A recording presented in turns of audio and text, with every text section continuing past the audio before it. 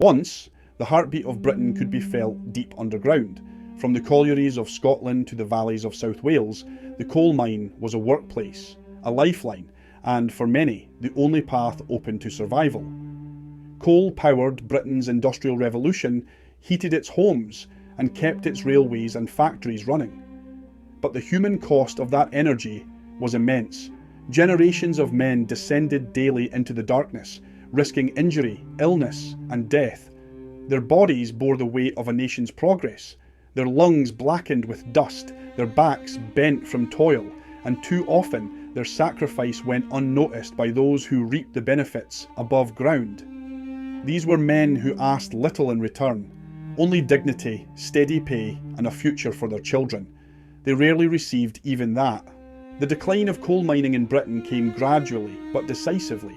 Environmental concerns, shifts in global energy markets, and political decisions all played their part.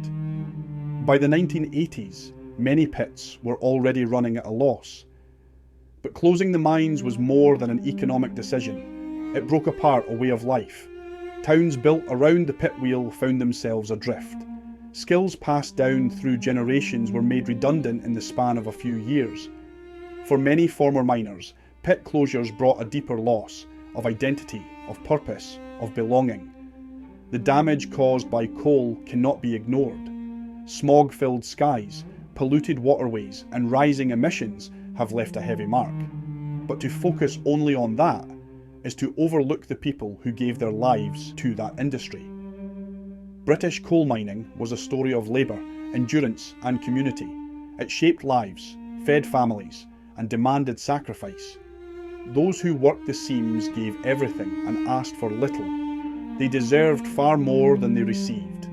The pits are now closed, and the spoil heaps have softened into the hills, but the memory of those mining communities still runs deep. Though no monument may stand to mark the sacrifices of Britain's miners, some of us still remember those quiet, proud men, shaped by resilience and too often forgotten.